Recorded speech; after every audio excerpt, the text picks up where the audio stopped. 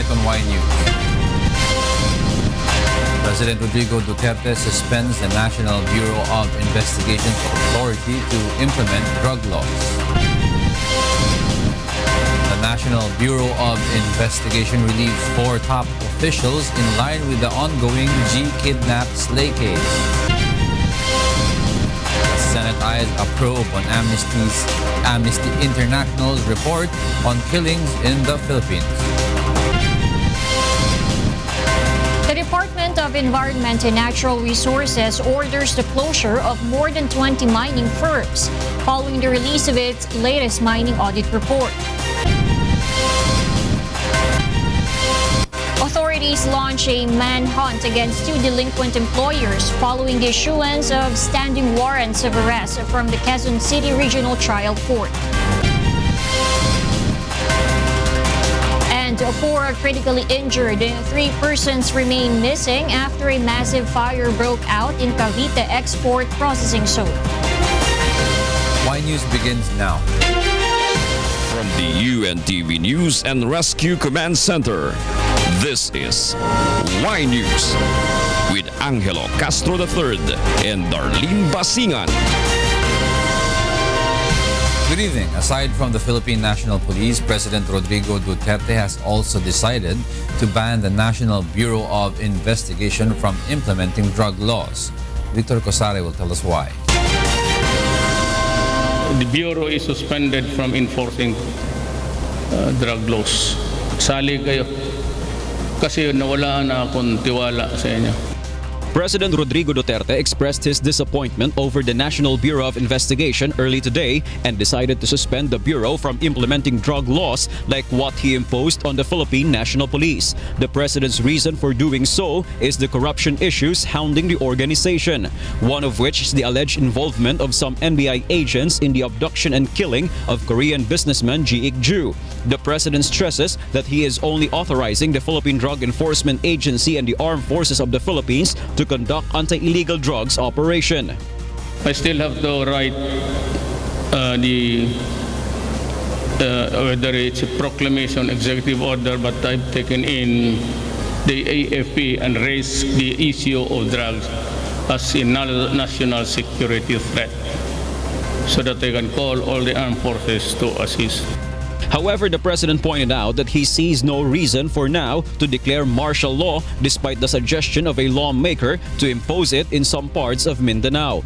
Meanwhile, on the New People's Army's decision to withdraw their declaration of a unilateral ceasefire, the president says he will make a decision at the right time on what course of action to take. But the commander-in-chief once again scored the demand of the leftist group to release 400 political prisoners. He says that would imply that he is already giving them amnesty, which must be done only if the peace negotiations come into a positive conclusion. Huwag niyo akong ipitin because the military might not like it. And then if the military would oust me, would kill me, you have nobody talking to you. The president made it clear that he consults other agencies of government before coming up with a decision on certain matters. Victor Cosare, UNTV News and Rescue, Davao City. 4 top officials of the National Bureau of Investigation were relieved amid a probe on the abduction and killing of Korean businessman Jee Kidnap-Slay. They are Attorney Jose Jojo Yap, the Deputy Director for Investigative Services, who was reassigned as OIC of the Information and Communications Technology Division. Attorney Rick Diaz, the Regional Director of NBI National Capital Region, who was returned to his mother unit, the Regional Operations Service. Attorney Darwin Leasing, NBI NCR Supervising Agent, now assigned to the Bicol region. And Attorney Roel Bolivar, Head of NBI Task Force Against Illegal Drugs, who was reassigned to the Office of the Director. Yap was replaced by Deputy Director Vicente de Guzman III, while Attorney Jonathan Galicia was designated Head of NBI Task Force Against Illegal Drugs. Attorney Sixto Burgos was assigned as OIC of the Intelligence Service. NBI Director Dante Gueran relieved and reshuffled some of the Bureau's top officials following the allegations of Police Superintendent Rafael Dumlao that some NBI people might be involved in the abduction and killing of Jee.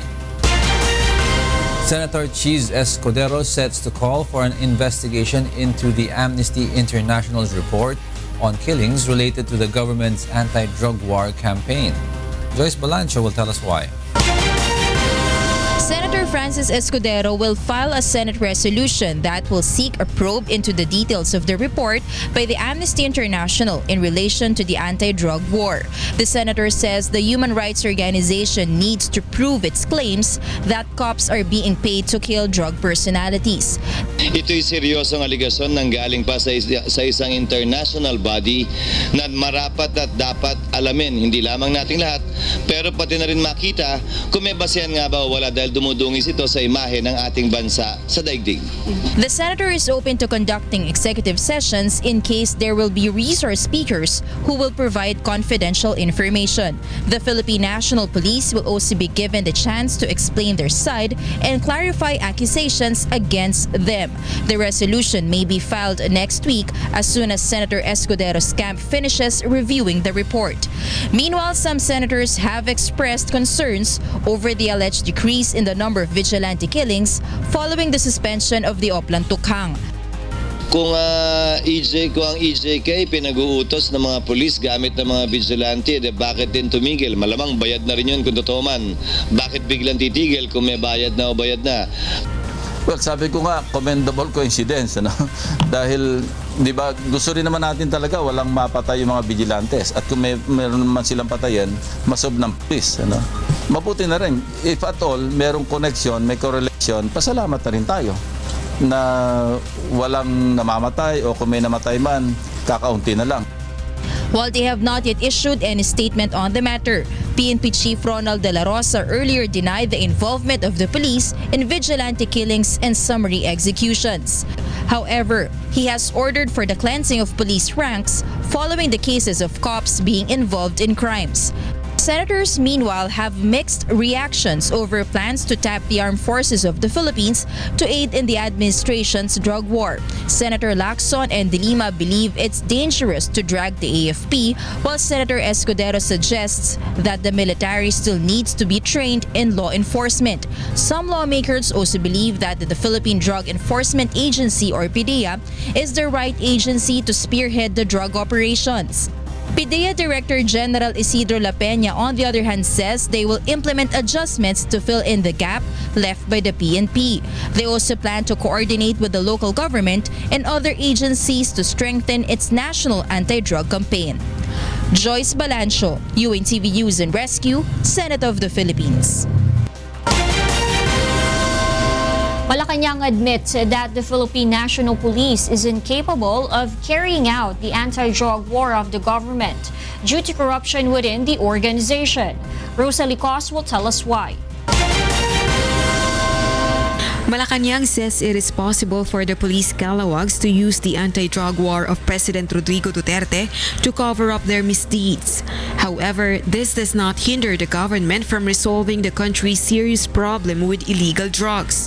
But for now, Malacanang says the PNP has no capacity to lead the anti-drug war of the administration until it is cleansed of corruption. The president ordered immediate internal cleansing of the PNP organization. The PNP at this stage is incapable of carrying out these very sensitive positions, and therefore these operations should now be referred to the proper organization, which is PDEA. Meanwhile, Malacanang explains why was it only after the Kidnap-Slay case of a South Korean businessman the president decided to remove the task of the anti-drug war operations from the Philippine National Police. Undersecretary Abella says the incident is a unique situation involving corrupt policemen. The circumstances are unique in such an it speaks about a certain depth of impunity that is unimaginable. In the end, Malacanang remains firm that police calawags are not from government. Criminal cops are not government. Okay? Their illegal acts do not represent the police institution whose duty is to ensure the protection and security of civilians. Rosalie Cos, UNTV News and Rescue, Malacanang. The PNP anti-kidnapping group confirms that big syndicates might be behind the kidnapping and killing of Korean businessman Jee Kidnap-Slay. The police unit also believes that Superintendent Rafael Dumlao is afraid of the said syndicates. That's why he chose to remain silent about the matter. Jun Soria will tell us why. Nung nag-usap nga kami na personal, ang sabi niya sa akin, Santa Isabel, demonyo ka. Iyon ang sabi niya. Tapos, bakit takot ka kay Santa Isabel? Hindi sir eh. Dami nila. Ha? O sinong sila? Hindi nyo sila kaya sir. Hindi nyo sila kaya. Yun ang exact word niya sa akin na umiyak. Anti-Kidnapping Group Director Police Senior Superintendent Glenn Dumlao says this has been what Superintendent Rafael Dumlao, the alleged mastermind in the Jee Kidnap-Slay case, told him. Despite this, Senior Superintendent Glenn Dumlao says they can fight against whoever Rafael claims as behind the killing of the Korean national. Eh kung ang presidente nga natin, binabangga pa nga yung kahit na si President Obama eh. Ito lang itong mga to, sa galit din ni Chief PNP, sa galit din ni NBI Director. Senior Superintendent Dumlao further adds that the police official has no other choice but to talk as he is being accused of masterminding the murder while the one really behind the killing is still free. Bugbog na. Mastermind, siya na lang lahat. So, it's high time naman na mag-opensiba sila to set the tone na hindi nga siya kasi bugbog na. All along he keeps quiet. And dahil nga doon, ang sinasabi niya sa akin because of the threats. The AKG is hoping for the faster resolution of the case, especially since the NBI and PNP have already formed a task force that would focus on the Jee case. Attorney Medardo de Lemos will be the one to lead the task force. The task force is also set to look into the angle that Jee's manpower services firm hires people for an online gambling or online gaming firm. Jun Suriao, UNTV News and Rescue, Philippines. A total of 19 police members of the Angeles City Police Intelligence Unit have been relieved of their duties. Aga Kaakbay will tell us why. Central Luzon Regional Director Police Chief Superintendent Aaron Aquino has ordered the relief of all 19 members of the Angeles City Police Office. This was after the men were implicated in the robbery extortion of 3 Korean nationals. I also relieved all the personnel in the intelligence unit. There are about 19 personnel assigned on the intelligence unit of Angeles City Police Office. Among the relieved personnel were 2 police officers and 17 non-commissioned police officers. Based on regional police investigation, the said policemen had been involved in a number of illegal activities. There was an incident last October 24, 2016 that involves these 7 police personnel. And then again on December 1 and again on December 24. So that is the 4th, December 30, kung saan nabulgar yung kanilang katiwalian. Aquino says it is a welcome development that some policemen are taking the initiative to inform the higher authorities in identifying police scalawags. So may mga reports, yung iba nagsasalita na ginawa nila ito ng ganitong date, ng ganitong date, ng ganitong date. Ang mga biktima puro Koreano. Meanwhile, Korean victim Lee Ki-hoon has already left the country for South Korea. The Angeles City Police hopes that Lee will maintain his communication with the authorities for the faster resolution of the case. Aga Kaakbay, UNTV News and Rescue, Philippines. The Criminal Investigation and Detection Group National Capital Region denies giving special treatment to former police officer Cesar Mancao following his voluntary surrender last Monday. Leia Ilagan will tell us why. Investigation and Detection Group National Capital Region confirmed that the former chief of the Presidential Anti-Organized Crime Task Force Luzon o PAOK-TF, Police Senior Superintendent Cesar Mancao, is detained at a separate detention cell.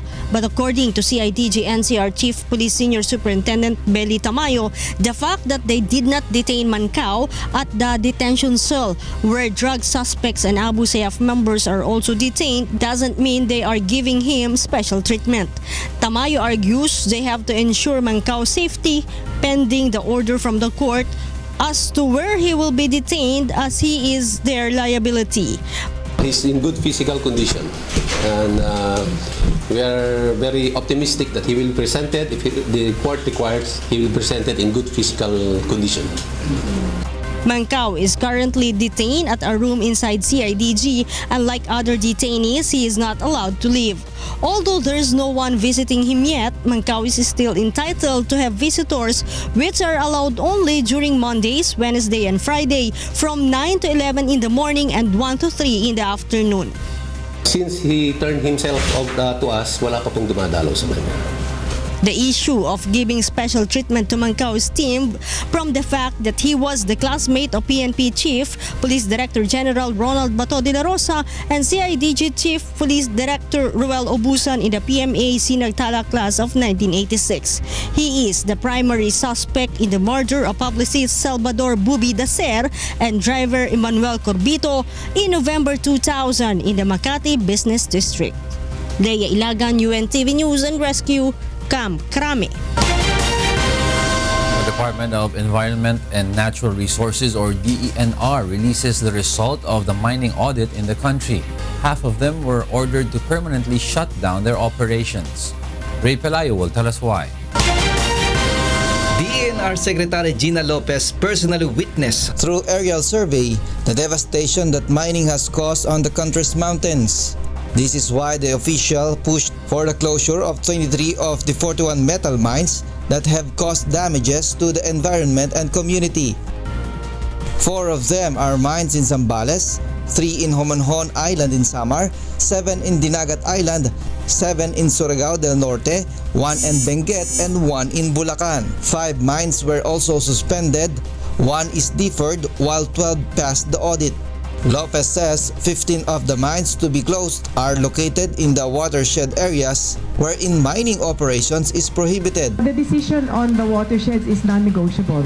You cannot and you must not and you should not have any mining which endangers the water supply of the Filipino. The UNTV drone captured the mining sites in Zambales last year and the same scenario was seen.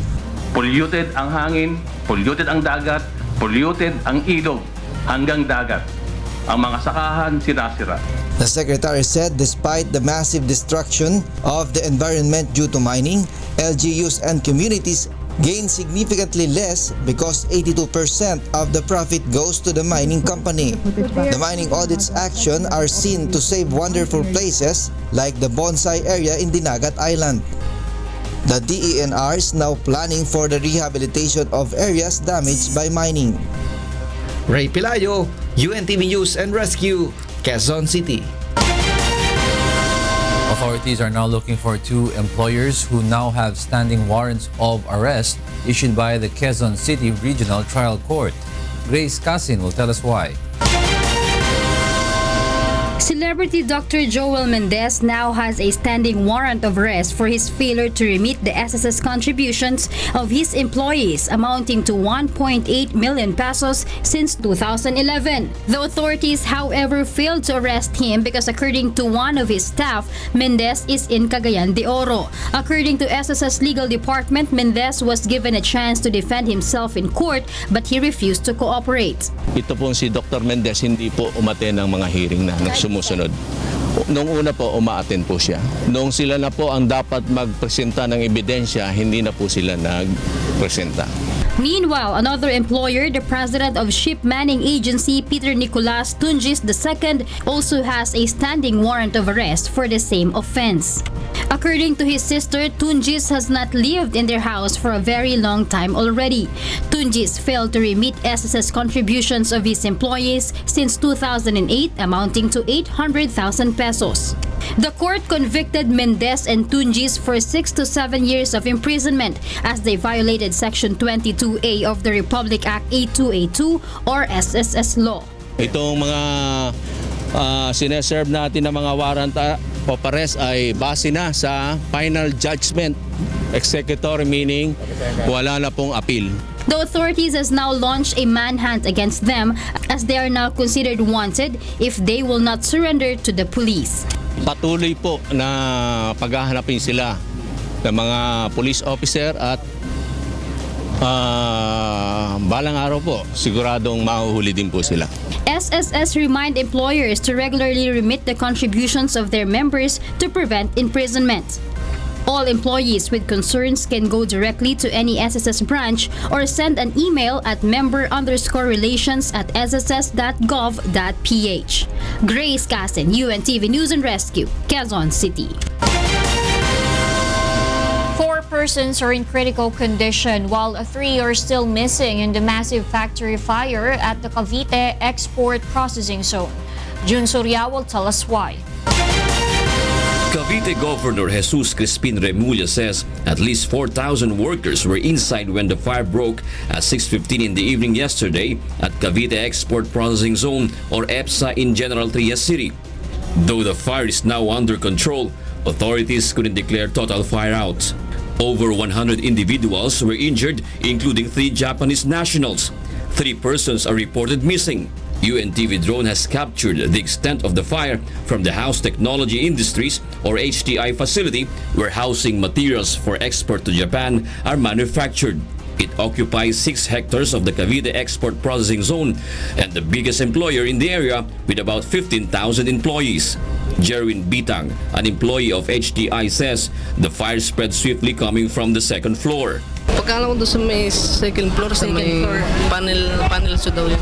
Panel so daw. So wala pang 30 seconds, andun na sa third floor. Ang pagkakarinig ko parang sa panel so daw nag-fire ng wire. 30 of the injured are being treated at Divine Grace Medical Center.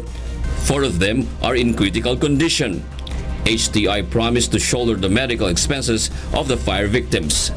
Jun Suriao, UNTV News and Rescue, Philippines. Law groups are now partnering with the Commission on Human Rights to give legal aid to victims of drug-related killings. Monhokson will tell us why.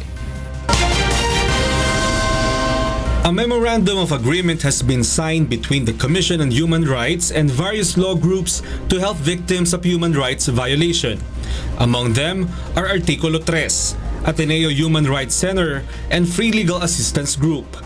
This after the Commission has requested to file charges against those involved in extrajudicial killings. Filing charges and securing accountability in individual cases is something we are interested in, but ultimately we have to do other things as well. CHR is pleased with the decision of the court to halt the operation of Oplan Tokhang due to violated human rights of people included on the watch list. The Commission also calls on the administration to treat the Amnesty International report seriously and follow due process and rule of law. And when police authorities violate due process and human rights, they must be held to account. The PNP law itself says that the Internal Affairs Service must conduct an investigation at every instance when there is a discharge of a firearm and a death resulting from police operations. Aside from legal aid, CHR will coordinate with health groups to give psychosocial support to victims of human rights violation. CHR says the partnership with law groups does not end here. They are expecting that more law groups will express their support to fight and defend human rights. Mon Hokson, UNTV News and Rescue, Quezon City. The Department of Justice concludes its preliminary investigation on the multiple murder charges in relation to the killing of Albuera Leyte Mayor Rolando Espinosa and inmate Raul Yap inside the Leyte Sub-Provincial Jail last November. Meanwhile, the respondents moved that the complaints filed against them by Kerwin Espinosa be stricken out. Roderick Mendoza will tell us why. The multiple murder case filed against 23 policemen of PNP CIDG Region 8 over the killing of Albuera Mayor Rolando Espinosa and inmate Raul Yap is now submitted for resolution before the Department of Justice. At today's hearing, respondents move to expunge the complaint filed by self-confessed drug lord Kerwin Espinosa, stating that he has no personal knowledge of the incident. Kerwin merely reiterated the allegations in the complaint complaint filed by the NBI. Kasi nga, di ba, wala naman siya dito. So definitely, wala siyang personal knowledge as to the commission of the crime. But being the son of the late Mayor Espinosa, there has to be a private complainant on this case because Corwin wanted to participate in the prosecution of the case. Former CIDG Region 8 Chief Police Superintendent Marvin Marcos also filed supplemental counter affidavit to refute Kerwin's allegations. He denies receiving drug money from the Espinosas. Marcos further insists Kerwin's allegations are motivated by anger and hatred to serve his revenge against them for causing the indictment and arrest of the Espinosas for drug trafficking and illegal possession of firearms. Meanwhile, Police Chief Inspector Leo Laraga claims Mayor Espinosa shot him first when he was approaching the cell and that he only returned fire, killing the mayor in the process. A lawyer for the respondents stated that no evidence has been submitted to prove that the policeman plotted to kill Espinosa inside his cell at Baybay Leyte Sub-Provincial Jail. There is nothing in the affidavits of the witnesses of the complainant that ever established conspiracy. In fact, there is no conspiracy charge. It is more of the opinion of the National Bureau of Investigation. He further alleges that the search warrant used in the police operation inside the jail facility last year is valid and that the policemen are only following a court order. The case is now closed and the DOJ panel will soon rule whether there is probable cause to indict the policemen. Roderick Mendoza, UNTV News and Rescue, Manila. The framers of the 1987 Freedom Constitution call on the government to stop pushing for the passage of the death penalty bill. Monokson will tell us why. This is the Constitution I'm willing to die for. If I have to sign the Constitution again, I would repeat what I have said. This is the Constitution I'm willing to die for. Personalities who drafted the 1987 Constitution strongly oppose the proposal to reimpose death penalty in the country. Former Chief Justice and Constitution Commissioner Hilario Davide says death penalty is inhumane and anti-poor. A reimposition of the death penalty is a backward move. And again, I would say it is also anti-poor. Those affected by the imposition of the death penalty would be the poor. Davide noted that the 1987 Freedom Constitution has in fact been a model copied by other countries for its humane provisions. If the death penalty bill will be passed into law, it will directly contradict the constitutional provision which says no person shall be deprived of life.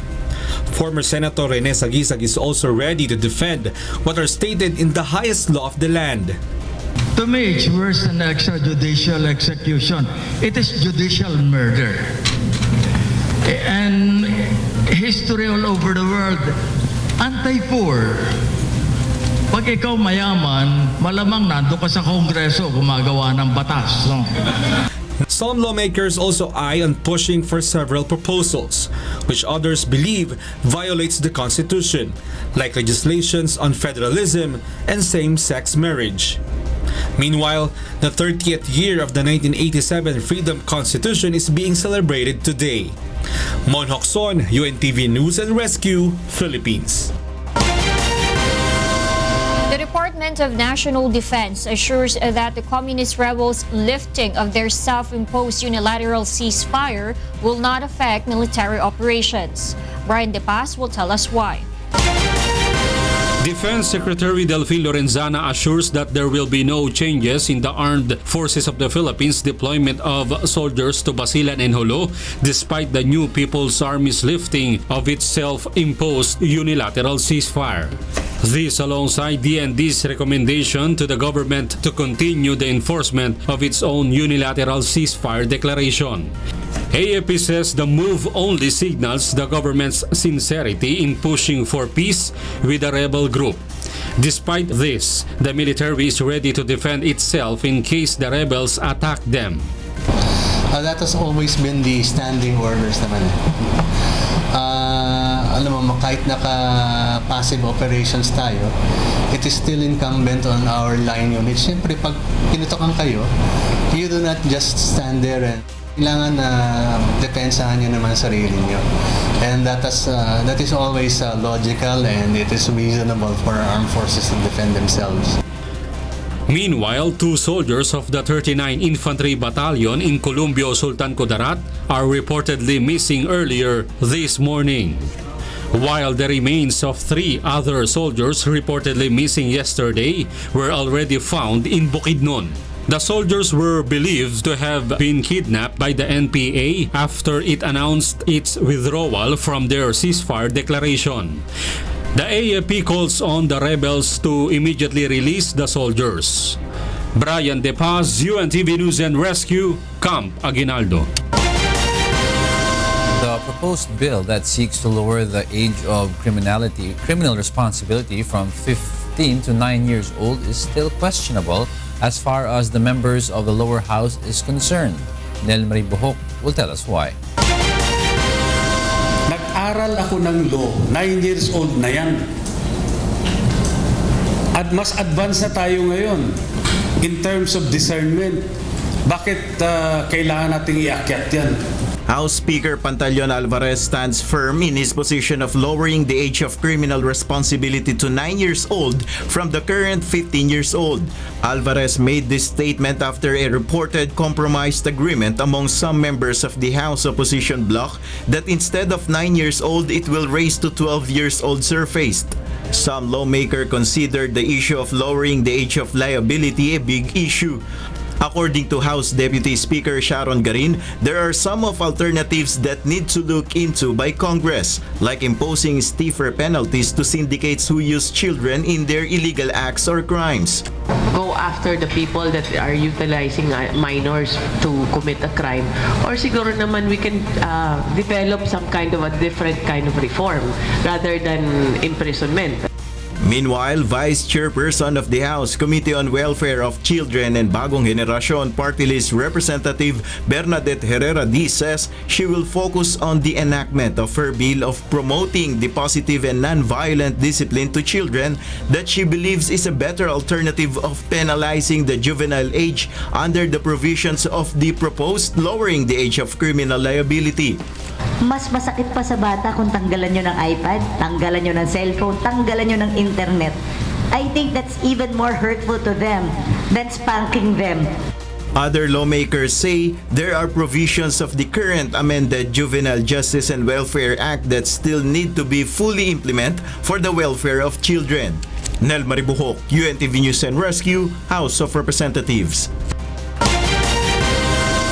Malacanang separates the issue of the Marcos burial from the commemoration of the EDSA People Power Revolution. Rosalie Cos will tell us why. Although former President Ferdinand Marcos is one of the biggest reasons behind the historic EDSA People Power Revolution, Malacanang says that Marcos' burial in the libingan ng mga bayani has nothing to do with the commemoration of the EDSA Revolution. How will the government commemorate EDSA People Power Revolution? Very good. With dignity. Thank you very much. Sir, wait. Sir, considering that the president... Semicolon, yes. Considering the president favored or was amenable to the burial of the late dictator, was ousted by the EDSA Revolution. Well, the EDSA Revolution has its own particular dignity. Undersecretary Abella cannot determine yet how the government will commemorate the EDSA Revolution under the Duterte administration, but he ensures that it will be given due honor. Whatever they do will be to give it its due honor. That's what I'm saying. How it unfolds, we will have to find out. Executive Secretary Salvador Medialdea is assigned as the chair of the EDSA People Power Commission. The EDSA People Power Commission is tasked to plan, organize, and head the commemoration of the 1986 EDSA Revolution. It also has the responsibility to initiate activities to expand awareness and principles demonstrated in the revolution. It has not yet been determined who the counterpart of Medialdea will be in the private sector. Rosalie Cos, UNTV News and Rescue, Malacanang. A taxi driver at the Ninoy Aquino International Airport was arrested for overcharging his passenger. This incident led to the discovery of a syndicate at the NAIA Taxi Bay. Joanna will tell us why. The January 27 Facebook post of a certain Raul Perez has gone viral. In the post, Perez complained about a taxi driver of Bernadelle Taxi with plate number 629 that he took from Ninoy Aquino International Airport. Perez claims having a heated argument with a driver who was charging him 300 pesos for every kilometer. The victim couldn't cry for help as the doors and windows of the cab were on a child lock. To get out of such predicament, Perez had to ask the driver to look for an ATM along Jupiter Street in Makati so he could withdraw money for the fare. When they reached the bank, Perez took the chance and immediately escaped. Several days after the victim sought help from authorities, the suspect, identified as Victorino Duldulao, age 36, was immediately arrested. Duldulao was arrested yesterday by the airport police while on standby at the NAIA Terminal 3. He is now facing charges of resistance and disobedience to lawful order, concealing true name, and direct assault upon a person in authority. He was also found to be using fake franchise and was also believed to be a member of the so-called Kambal Plaka gang. The suspect did not deny the allegations, further admitting that their group has been conducting the said modus operandi for a year now. In line with this, the Manila International Airport Authority created a task force to capture abusive taxi drivers and others abusing passengers at NAIA. MIAA and LTFRB have warned anew of holding responsible abusive taxi drivers. Jo Nano, UNTV News and Rescue, Pasay City. The Bureau of Customs set to file a complaint against 2 consignees of onions that were shipped from India. Aiko Miguel will tell us why. The Bureau of Customs or BOC seized 11 40-foot container vans containing sacks of onions at the Manila International Container Port. The cargo, which arrived from India in January, is estimated to be worth 15 million pesos. 8 of the containers are consigned under Meriban Sales Corporation in Binondo, Manila, while the 3 others are consigned under the Malaya Multipurpose Cooperative in Candaba, Pampanga. Based on BOC's investigation, the shipments have no permits from the Bureau of Plant and Industry. The agency says it is a clear violation of Republic Act 10845 or the Anti-Agricultural Smuggling Act of 2016. Economic sabotage yan. Pag sibuyas kasi 1 million worth lang ay non-bailable na yan pag kinasuhan ka. So ito, pasok na pasok siya dun sa bagong batas. Thus, BOC plans to file cases against the said consignees. Kakasuhan natin talaga. Lalo na itong mga produktong agrikultura, hindi pwedeng kompetensyahin nila yung mga magsasaka natin. Aside from these sacks of onions, the Bureau of Customs was also able to seize other agricultural products. This prompted the BOC to focus on addressing agricultural smuggling to prevent the government from losing billions of pesos worth of revenues due to the said illegal activity. Aiko Miguel, UNTV News and Rescue, Bureau of Customs. The Bureau of Customs opens today a container control unit for the monitoring of the entry of imported products into the country. Aiko Miguel is back to tell us why. The training and capacity building under this project are critical to supporting the efforts of the Philippines to combat transnational organized crime and broader security threats. The Bureau of Customs or BOC, in partnership with the United Nations on Drugs and Crime and the World Customs Organization, has formally opened its Container Control Unit or CCU. It is an intelligence office that will monitor the entry of imported goods into the country. It will be managed by several customs employees who had undergone 1 year of training in detecting suspicious products inside containers. United States and Canada are the major partners of Southeast Asian countries in launching programs that aim to obstruct the entry of smuggled products. It is a mandatory resolution that requires all countries to put in place frontline law enforcement capacity at borders to detect and deter and prevent and combat the trafficking of weapons of mass destruction. Customs Commissioner Nicanor Fealdon believes the CCU will greatly help not just in the agency's campaign against smuggling but also in keeping the country safe, especially since there's danger that weapons of mass destruction can be smuggled into the country. We have a system here that's connected to the 35 countries that are members of this. Okay. And then when there is a suspected container coming from any of those countries going to the Philippines, they will be alerting us to that system. Aiko Miguel, UNTV News and Rescue, Bureau of Customs. Homeland Security Chief tours U.S.-Mexico border amid wall controversy. Noni Ramos will tell us why. U.S. Homeland Security Secretary John Kelly took a flyover along the Texas-Mexico border in McAllen, Texas on Wednesday. Kelly was joined by Texas Governor Greg Abbott for the tour of the region at heart of a key issue for the incoming secretary, given President Donald Trump's commitment to building a wall along the U.S. and Mexico border. Abbott says Texas was ready to work with the federal government on border issues. The Texas border spans nearly 2,000 miles in length and is the entry point for many migrants who seek legal and illegal passage into the United States. As Governor of Texas, I want to welcome you to the great state of Texas, welcome you to our team here at the Texas Department of Public Safety, let you know more about what we are doing and how we work in conjunction with your team, your operation with the United States of America. Kelly noted that despite the controversy surrounding the border wall and who would pay for it, his primary focus would be those who work on the border at the ground level. A lot of people, and particularly in Washington, that have opinions about this border. The only opinion in my view that counts right now are the people that work this border, whether they're Texas Public Safety or DHS. That's why I'm here. I'll be down a lot. A lot of people talk about the wall and talk about other types of aspects of the border. Came down here to find out. I suspect I have a pretty good idea. There's nothing like talking to the men and women that get dirty every day doing the nation's work. Last week, Mexican President Enrique Peña Nieto canceled the planned trip to meet with Trump, who has repeatedly demanded that Mexico pay for a wall on the border. Noni Ramos, UNTV News and Rescue, New York, USA. China has stationed a new support vessel in Sanxia City in the South China Sea. Dulce Alarcon will tell us why. A new support ship has completed its maiden voyage from Shanghai to China's southernmost island city of Sanxia on Monday morning, where it will be put into service.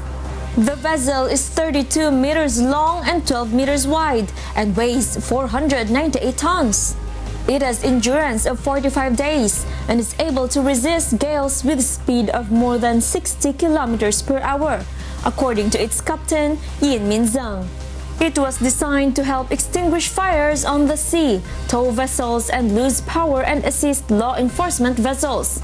In addition, it will provide supplies for islands of Sanxia. 它第一个是协助船舶进港出港的靠离泊的安全，第二个就是应急拖带，就是说有船在南海上面失去动力啊，不能自己航行了，那么我们船舶可以去把它拖带回来。第三个就是海上消防。 In addition, it will serve as a transportation ship to provide material supplies for islands of Sanxia. Sanxia City, under administration of South China's Hainan province, was established in 2012 to administer islets and reefs in the Xisha, Zhongsha, and Nansha islet groups, as well as waters in this area. Dulce Alarcon, UNTV News and Rescue, Shanghai, China. Malaysia dismantles tourist facility at the Kota Kinabalu port after a recent shipwreck. Meanwhile, Hong Kong's autonomy is hit by critics after reports of alleged disappearance of a Chinese billionaire. Amiel Pascual will tell us why. In Hong Kong, The uncertain fate of Xiao Jianhua, a China-born billionaire last seen at a luxury Hong Kong hotel a week ago, has raised fresh fears about the city's autonomy amid media reports he may have been abducted by Chinese agents. Xiao, who has close ties to senior Chinese officials and their relatives, was ranked 32nd in the 2016 Hurun China Rich list, China's equivalent of the Forbes list, with a net worth of $5.97 billion. The Hong Kong police said in a statement that Xiao had entered mainland China through a border checkpoint on January 27 and that they were seeking more information on the case from Chinese authorities. In Malaysia, the Malaysian government on Wednesday dismantled the tourist facilities of the port from which the sunken boat had set out in Kota Kinabalu. Kota Kinabalu mayor says there are 3 ports in Kota Kinabalu for tourism purposes, and they are enough to meet the needs of all the tourist boats. He adds that the port being dismantled is not for commercial purposes. The mayor says the boats sailing from such ports were not registered, and so the government will have difficulties in obtaining information on the boats once accidents happen, which makes it hard to manage the boats. Yo says many tourist boats choose to set off from here due to economic reasons. I was told that they only use this because they don't have to pay money to the local authority. If they use the jetty at the government jetty at just a certain point, they have to pay a fee. The Malaysian Maritime Enforcement Agency MMEA said Wednesday that the search area would be expanded to 3,000 square nautical miles to cover waters of Sabah, neighboring Brunei, and for the first time near the Malaysian state of Sarawak. Amiel Pascual, UNTV News and Rescue, Asia. Thousands of self-proclaimed geeks and tech nerds flocked to Brazil's 10th campus party this week. Aga Kaakbay will tell us why. The massive annual tech fair opened in Sao Paulo, Brazil on Tuesday and is bringing together some 1,300 programmers from several Latin American countries until Sunday. The event is expected to receive some 90,000 visitors. This year, the event will feature the Big Hackathon, a hacking marathon co-sponsored by the United Nations Development Program. The competition is a 100-hour challenge that has participants developing tech solutions for global sustainability. Campus Party is an opportunity for tech-savvy nerds to meet in person and share ideas and knowledge they usually only discuss on social networks. The event also brings in tech personalities for lecturers, debates, and workshops about a wide range of themes regarding innovations.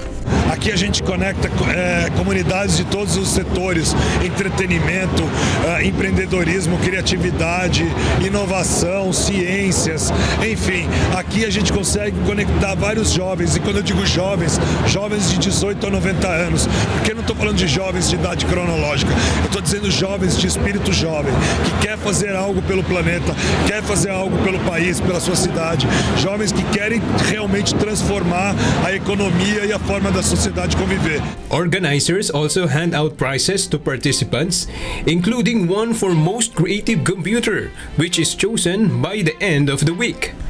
Computer enthusiasts boost elaborate desktops made to look like characters from film and video games. The fair is also an excellent opportunity for youngsters to show off their creations and discuss ideas with other tech lovers and get funding for their startups. Mas assim, a gente vai conhecendo coisas da tecnologia que a gente não conhece, e no meu caso, que faço um curso ligado à educação, eu posso linkar e posso estar usando na minha área. Então esse conhecimento é muito enriquecedor. A huge section of the event's pavilion is reserved for camping tents, where most participants sleep during the week. Campus Party started in 1997 in Spain as an event for internet enthusiasts and became the trendsetter for many disciplines such as robotics and software creation. Annual editions are also held in Valencia, Bogota, and Mexico City. Aga Kaakbay, UNTV News and Rescue, Philippines. Egypt advances to the African Cup of Nations this season. Meanwhile, Japan will take measures to lessen cigarette smoking in Tokyo ahead of the 2020 Summer Olympic Games. Aaron Romero tells us why. Japan must take measures to make public places in its capital smoke-free by the time it hosts the 2020 Summer Olympics, or risk falling afoul of International Olympic Committee rules that call for healthy games, according to activists. The IOC requires tobacco-free games, and all recent host cities have passed legislation to ban smoking indoors, including bars, cafes, and restaurants. In soccer, Nigerian striker Odion Ighalo joins Chinese Super League side Changchun Yatai from Watford on a permanent deal, says the Premier League club. Ighalo joins a list of top players moving to Chinese soccer clubs, with Chelsea's Brazilian midfielder Oscar, who moved to Shanghai SIPG, and Carlos Tevez, who moved to Shanghai Shenhua. Meanwhile, Egypt's goalkeeper Essam El Hadari saved 2 spot kicks as his side advances to the African Nations Cup final by defeating Burkina Faso 4-3 on penalties on Wednesday. The match ended in a 1-1 draw after Mohamed Salah handed Egypt a 66-minute lead, but Burkina pulled level 7 minutes later through a wrist-tied bans. 7-time champions Egypt now awaits its opponents in Sunday's final in Libreville, as Ghana and Cameroon play today in Franceville in the second semi. Aaron Romero, UNTV News and Rescue, New York.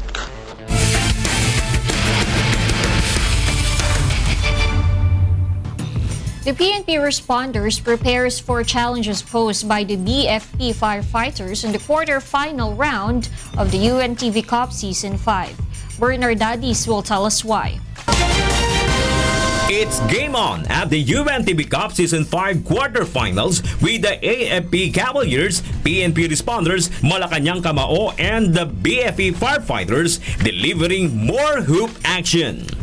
On Sunday at 3 p.m., the firefighters and the responders will bring tremors on the UNTV Cup hardwood, with the BFP in a win-or-go-home situation and the policemen with a twice-to-beat advantage. That is why the firemen are working hard for the all-out battle.